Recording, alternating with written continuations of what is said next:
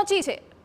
છે તે રાજકોટના રેલનગરમાં આયોજિત સમૂહ લગ્ન ઉત્સવમાં પહોંચ્યા હતા, પરંતુ હવે તેઓ વિલા મોઢે પરત ફરી રહ્યા છે। તમે દ્રશ્ય જુઓ કે તમામ લોકો છે તે પોતાને જે ઘરે પુત્રવધુનું આગમન થવાનું છે ને પોતાની દીકરીને વડાવવાની છે તે અરમાન સાથે તે સ્વપ્ન સાથે તેઓ પહોંચ્યા હતા ને અત્યારે તમામ સામગ્રી લઈ અને પોતે વિલા મોઢે અહીંથી પરત છે તે ફરી રહ્યા છે। તેમની સાથે જે પ્રકારનું એક છેતરપિંડી છે તે થઈ છે ને તે આ દ્રશ્ય છે તે સ્પષ્ટપણે અહીં જોવા મળી રહી છે। બેન, ક્યાં ગામથી તમે આવો છો? માધુપુર ગીરથી તાલાડા પાસે જાન લઈને આવ્યા હતા? નહીં, દીકરી લઈને। દીકરી પહેણાવા આવ્યા હતા। અત્યારે શું સ્થિતિ આ જે પ્રકારની તમે હા, જો ના છેતરપિંડી કરી તે શું કરીએ? આવું કરે તો કેવું થાય? દીકરીને માવતરને બધાને કેમ સમજવું? ભૂખ્યા બધું જોવું ના જોઈએ, બધા નાના મોટા સ્પષ્ટપણે। એટલે જે પ્રકારે તમે દ્રશ્ય અત્યારે જોઈ રહ્યા છો કે અહીં જે લોકો છે તે વિલા મોઢે અહીંથી ફરી રહ્યા છે। શું તમે કહેશો? ક્યાંથી આવો છો તમે?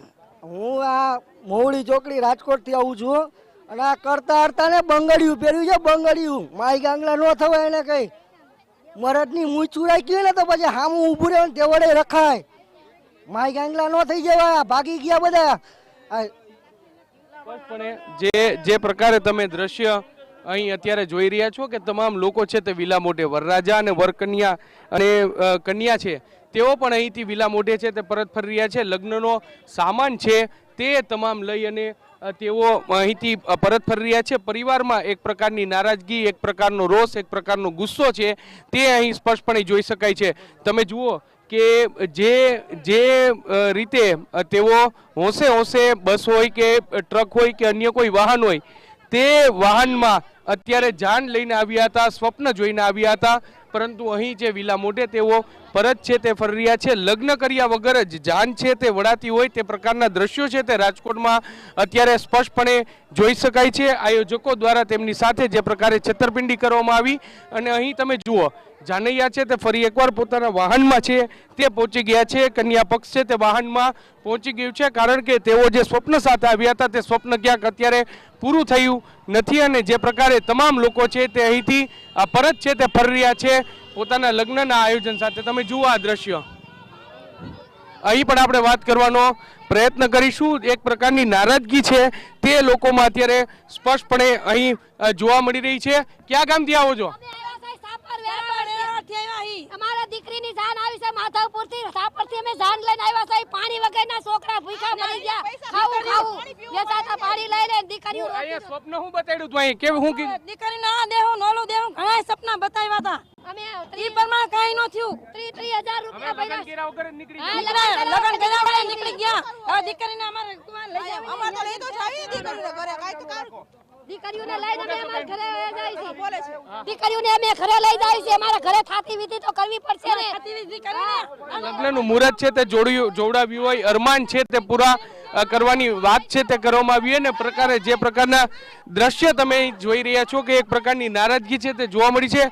પીવાનું પાણી સુદ્ધા છે તે તેમને મળ્યું નથી અને તે પ્રકારની સ્થિતિ છે તે અત્યારે જોવા મળી છે। બીજી તરફના દ્રશ્યો આપણે બતાવવા માંગીશ કે અહીં પોલીસનો કાફલો છે તે પણ પહોંચી ચૂક્યો છે, પોલીસ પણ અહીં પહોંચી ચૂકી છે અને જે પણ આયોજકો છે તેની સામે પોલીસ છે તેમને જાણ છે તે કરવામાં આવી છે। આયોજકોની માહિતી છે તે આપવામાં અહીં આવી છે અને જે પ્રકારે સ્થિતિ અહીં જોવા મળી છે અને એક પ્રકારની નારાજગી છે તે જોવા મળી છે। કાર શણગારી અને અલગ અલગ બસો સાથે લોકો છે તે અહીં લગ્નોત્તર માટે પરણવાર માટે પહોંચ્યા હતા, પરંતુ જે પ્રકારની સ્થિતિ છે તે ખૂબ જ દયનીય સ્થિતિ છે તે જોવા મળી છે અને જે પ્રકારના દ્રશ્યો છે તે ખૂબ જ જે રોષપૂર્ણ દ્રશ્યો છે તે અહીં જોવા મળ્યા છે અને આયોજકોને સામે એક પ્રકારની નારાજગી છે તે જોવા મળી છે। કેમેરા પર્સન ભાવેશ લશ્કરી સાથે મોહિત ભટ્ટ, TV9 રાજકોટ। તો લગ્નનો આટલો મોટો જ્યારે ઉત્સવ હોય ત્યારે આંસુ હોય કન્યાની વિદાય સમયે, પરંતુ અહીંયા લગ્ન પહેલા જે કન્યા છે કે જે પરિવારજનો છે તેમની આંખમાં આંસુ છે। એનું કારણ છે કે સમૂહ લગ્નનું મોટા પાયે આયોજન થયું છે, તમામ લોકો અહીંયા પહોંચી પણ ગયા છે, પણ આયોજકો નથી, પરંતુ ભૂદેવો પણ ત્યાં પહોંચી ગયા છે। પાણી સુદ્ધાની વ્યવસ્થા નથી કરવામાં આવી અને રૂપિયા તો એડવાન્સમાં લઈ લેવામાં આવ્યા છે। મેયરને પણ સમૂહ લગ્નનું આયોજન માટે આમંત્રણ હતું આ રાજકોટના રેલનગરમાં કે જ્યાં પોલીસો કાફલો પહોંચી ગયો છે. કન્યા પક્ષ હોય વર પક્ષ હોય તેમને સમજાવવાના પ્રયત્ન કરવામાં આવી રહ્યા છે, પરંતુ અહીંયા રીતસરની છેતરપિંડી થયાનું સામે આવ્યું છે. તો હજારો રૂપિયા વસૂલી આયોજકો ગયા ક્યાં, એ અહીંયા સૌથી મોટો સવાલ છે. અને કોઈ નાનું મોટું આયોજન નથી, આ સર્વજ્ઞાતિ સમૂહ લગ્નોત્સવનું આયોજન છે કે જેમાં અનેક જિલ્લાઓમાંથી લોકો ત્યાં આવી પહોંચ્યા છે. ભૂખ્યા તરસ્યા હરકના માર્યા કે તેઓ પોતાના દીકરા દીકરીને પરણાવવા માટે અહીંયા આવી પહોંચ્યા છે, પરંતુ અહીંયા તેમને માત્ર નિરાશા મળી છે. તેમની આંખમાં આંસુ છે, કેમ કે કોઈ જ પ્રકારનું આયોજન નથી. આયોજકો ત્યાંથી ફરાર થઈ ગયા છે.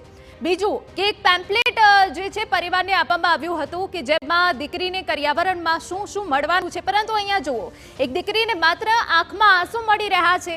અહીંયા કોઈ પણ પ્રકારની વ્યવસ્થા કરવામાં નથી આવી. અને રાજકોટના જે પોલિટિશિયન્સ છે, મેયર, ધારાસભ્ય, તેમને પણ આમંત્રણ આપવામાં આવ્યું છે. તો હાલ તો કેટલાક જે વર પક્ષ છે, કન્યા પક્ષ છે કે જેઓ સ્થળ પરથી હાલ ચાલી ગયા છે, પરંતુ રોષ તેઓમાં ખૂબ જોવા મળી રહ્યો છે. આટલી મોટી સંખ્યામાં જ્યારે સર્વજ્ઞાતિ સમૂહ લગ્નોત્સવ થતા હોય ત્યારે ઉત્સાહ પણ એટલો જ હોય. અને જે પેમ્પલેટમાં જે કરિયાવરણની વાત કરવામાં આવી છે કે પછી સંતવાણીની વાત કરવામાં આવી છે, તેનાથી આકર્ષાઈને લોકોએ પૈસા ભર્યા હતા, પરંતુ અહીંયા જુઓ માત્ર ને માત્ર નિરાશા જોવા મળી રહી છે. જાનૈયા અને કન્યા પક્ષના લોકો અહીંયા રસ્તે રજડી ગયા છે. માતા એક તરફ કહી રહ્યા છે કે હવે અમે અમારા દીકરીના લગ્ન કઈ રીતે કરાવીશું, શું કરીએ, કોઈ જ અહીંયા રસ્તો સૂઝતો નથી એ પરિવારને. એ દ્રશ્યો અહીંયા સ્પષ્ટપણે જોઈ શકાય છે. તો એક એડ આપેલી હતી કે સમૂહ લગ્ન છે. પહેલા એવું કીધેલું હતું કે 11 સમૂહ લગ્ન છે. પછી એને ખબર ને એના મનમાં શું વિચાર આવ્યો હશે, તો એવું કહેવામાં આવ્યું કે દાતા વધી ગયા છે તો હવે વધારે લગ્ન કરવા છે. એટલે 28 લગ્ન કરી નાખ્યા. 11 લગ્નની જગ્યાએ 28 લગ્ન કરી નાખ્યા એને. પણ કોઈ વસ્તુના અહીંયા વ્યવસ્થા કરવામાં આવી જ નથી. એનો એવું વિચાર કરેલો હશે ને કે અમારે પૈસા ફરાર કરીને લઈ જવા છે એમ. એમાં તો એવું છે કે મારી એવી માંગ છે કાર્યકર્તાઓને જલ્દીમાં જલ્દી અમારી નજર સમક્ષ હાજર કરવામાં આવે. અને બીજી વસ્તુ એ કે પોલીસ કમ્પ્લેન કરેલ છે. તો ધારાસભ્ય દર્શિતાબેન આપણી સાથે જોડાઈ ગયા છે. દર્શિતાબેન, રેલનગરમાં જે સર્વજ્ઞાતિ સમૂહ લગ્નોત્સવનું આયોજન થયું છે તે બાબતની આપની જાણ છે?